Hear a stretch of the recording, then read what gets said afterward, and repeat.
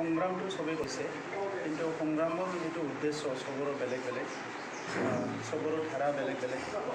তো কোনোবা ভাৰতৰ গণতন্ত্ৰত বিশ্বাস কৰে, কোনোবা নকৰিব পাৰে, কোনোবা এই অঞ্চলৰ উন্নয়নৰ কাৰণে ৰাজনীতি কৰিব পাৰে, কোনোবা নিজৰ জাতিক লৈ পেলাই কৰিব পাৰে। তেনেকুৱা বহুত ইছ্যু আছে। গতিকে যেতিয়ালৈকে মই তেখেতসকলৰ যিটো এজেণ্ডা, যিটো অবজেক্টিভ, সেইটো দেখিবলৈ নাপাওঁ, তেতিয়ালৈকে কোৱাটো টান যে তেখেতসকলে কি উদ্দেশ্য লৈ পেলাই ৰাজনীতি কৰিবলৈ আহিছে। ৰাজনীতিটো বহুত দল আহিব যাব, নতুন নতুন দলো গঠন কৰিব, পুৰণি দলবিলাকো থাকিব। তো এইকাৰণে আজি মই ইয়াৰ ওপৰত কমেণ্ট কৰাটো টান হ'ব, কাৰণ মই খুব বিতংকৈ সেইটো এতিয়াও ষ্টাডি কৰা নাই, আৰু তেখেতসকলৰ লগত কাৰ লগত মই ইণ্টাৰেকশ্যনো হোৱা নাই। গতিকে তাৎক্ষণিকভাৱে কাৰো বা ওপৰত কমেণ্ট কৰাটো ঠিক নহয়। কিন্তু যিহেতু চবৰো গণতান্ত্ৰিক এটা উদ্দেশ্য লৈ পেলাই কাম কৰিবলৈ আহিছে, ইয়াত মই কংগ্ৰেচুলেশ্যন দিছোঁ, ধন্যবাদ দিছোঁ। চবে গণতন্ত্ৰটো শক্তিশালী কৰাৰ কাৰণে, সকলো জাতি জনগোষ্ঠী সকলোৰে উন্নয়নৰ কাৰণে, এই অঞ্চলৰ নিৰাপত্তাৰ কাৰণে চবে ৰাজনীতি কৰক, সেইটো আমি বিচাৰোঁ। কিন্তু সেইটো ডেষ্ট্ৰাকটিভ হ'ব নালাগে, কাৰো যাতে চিন্তাধাৰাবিলাক ডেষ্ট্ৰাকটিভ নহয়, সেইটোকে মই আহ্বান কৰোঁ। আৰু বিশেষকৈ যিটো দল যোৱাকালি গঠন হৈছে বুলি কৈছে, সেইটো মই জ্ঞাত নহয়। কালিৰ পৰা এতিয়ালৈকে মই পেপাৰ টিভি একো চোৱা নাছিলোঁ, মই এটা বেলেগ কামত ব্যস্ত আছিলোঁ। এতিয়া চালে গম পাম ৰাজ্যৰ দল। কিন্তু এতিয়া যিহেতু তেখেতসকলে আপোনালোকে কৈছে কি দল গঠন কৰিলে, মই শুভেচ্ছা দিছোঁ যে ভালকৈ কাম কৰিবলৈ পাৰোঁ, এইটোকে মই আশা কৰোঁ। মই বহুত বেছি এফেক্ট কৰিব বুলি মই ভবা নাই, কাৰণ আঞ্চলিকতাবাদী দল যিবিলাক দল আছে, সেইটো বহুত বিভক্ত হৈ আছে। গতিকে সেই বিভক্ত হোৱাবিলাক ৰাষ্ট্ৰীয় দলবিলাকক সহায়ে কৰিব যেন লাগিছে মোক। তো এনে নৰ্মেল চিন্তাত যদি কোনোবা বেলেগ কিবা ভাবিছে, এইটো মই নাজানো। কাৰণ চাওক, অসমত এটা জনগোষ্ঠী নাই, সকলো জনগোষ্ঠী আছে, বেলেগ বেলেগ জনগোষ্ঠী আছে, সকলোৰে ইছ্যু বেলেগ বেলেগ। আজি ইয়াত চাহ জনগোষ্ঠীৰ উদ্দেশ্য মানে যিটো ইছ্যুটো বেলেগ, ইয়াত গোৰ্খাৰ ইছ্যু বেলেগ, ইয়াত অসমীয়াৰ ইছ্যু বেলেগ, চবৰে ইছ্যু বেলেগ বেলেগ আছে। তো এইকাৰণে ইয়াত কনফ্লিক্ট আছে, মানে বহুত কনফ্লিক্ট আছে। গতিকে আজি কোনোবা এটা দল খুলিছে, ই ভাবাত ঠিকেই ভাবিছে কি চবৰ জাতি জনগোষ্ঠীক লৈ যাম, কিন্তু সি যদি বাস্তৱত কামটো কৰিব নোৱাৰে, তেনেহ'লে সেই জনগোষ্ঠীবিলাকে সন্দেহ কৰিব।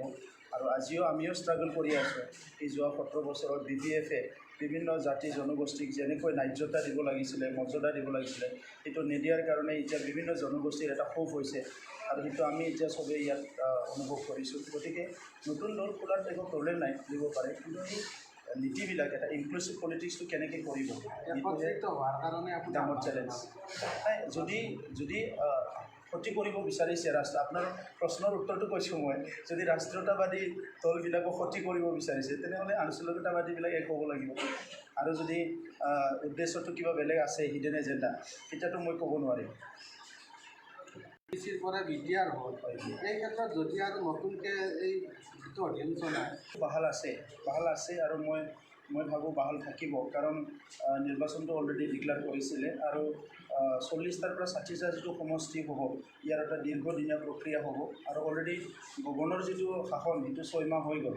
গতিকে বহুত দীঘলীয়া, ইয়াত মানে তেনেকুৱা যদি ডেম'ক্ৰেটিক এটা প্ৰক্ৰিয়াটো নাথাকে, মানে এতিয়াও ডেম'ক্ৰেচি আছে, কিন্তু যিটো প্ৰক্ৰিয়া, ৰিপ্ৰেজেণ্টেশ্যনৰ যিটো প্ৰক্ৰিয়া আছে, বা ৰিপ্ৰেজেণ্টেটিভসকলৰ যিটো কাম কৰাৰ এটা প্ৰক্ৰিয়া আছে, সেইটো যদি নাথাকে, এইটো বেছি ভাল নহ'ব। আৰু সেইকাৰণে যিটো এতিয়া গঠন কৰা হ'ল আয়োগটো, তেখেতসকলে চোৱা চিতা কৰি এইবিলাক কাম চব ঠিক কৰিব। ইয়াৰ আগতে নিৰ্বাচনটো হ'ব লাগে, সেইটো বিপুল ৰাইজৰ ডিমাণ্ড, আৰু আমিও বিচাৰোঁ কি নিৰ্বাচনটো হ'ব লাগে।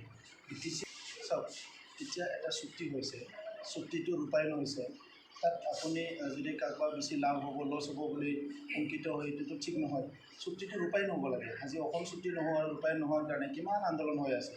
গতিকে আজি এইটো চুক্তি হ'ল, থাৰ্ড যিটো বড়ো একৰ্ড হ'ল, এইটো ইমপ্লিমেণ্ট হ'ব লাগে, আৰু ইমপ্লিমেণ্ট কৰিছে গভৰ্ণমেণ্টে। গতিকে ইয়াত যদি BPF-এ ভয় খাইছে, মইতো একো সহায় কৰিব নোৱাৰিম। অসাংবিধানিক বুলি কৈছে, সাংবিধানিকে হয়।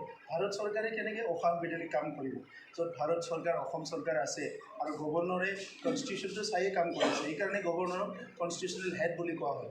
আৰু ইয়াৰ উজুতি খালে তেখেতসকলে, যেতিয়া মানে এই BTC এক্সটেনশ্যন বিচাৰিছিলে, তাততো তেখেতসকলে নোৱাৰিলে, উজুতি খালে। আৰু এতিয়া এইটোতো অসাংবিধানিক কেছ কৰিম কিবা কৰিম বুলি এনেই মানুহক ব্যস্ত কৰি ৰাখিছে, মানুহৰ যিটো দৃষ্টিগোচৰ কৰিছে। আদাৰৱাইজ ইয়াত কনষ্টিটিউচনেলি কোনো অসাংবিধানিক হোৱা নাই আৰু তেখেতে কোনো কাৰণতো কোনো কেছত নিজিকে। এতিয়া মোকতো কৈ আছে চবে কি আপোনাৰ মানে অলপ এইটো সদায় আপুনি স্মাইলিং, কোনো টেনশ্যনত নাথাকে, এইটোৱে আমাৰ সাহস। তো এতিয়া যদি মোক আৰু কৈ দি মই দুখত থাকিব লাগে, তো এইটোতো ভাল নহ'ব না। মইতো মানুহবিলাককো দুখত থকাটো নিবিচাৰোঁ, ময়ো দুখত থকাটো নিবিচাৰোঁ। গতিকে মই দুখ কৰা নাই আৰু দুখ কৰিব লগা কথাই হোৱা নাই। আনন্দ কৰা নাই। আপুনি দেখিছে নেকি মোক যে মই কিবা মানে ফুলজাৰি লৈতো ঘূৰি ফুৰা নাই মই। গতিকে দুটা সমস্যা আপুনি আশাবাদী নহয়, দুইটাতে মানে বহুত বিপুল ভোটত জিকিব। আৰু আপোনালোক চবতো আছেই, আপোনালোকৰ চবৰ সহায়ত মই বিপুল ভোটত দুইটা সমষ্টিতে জিকিম।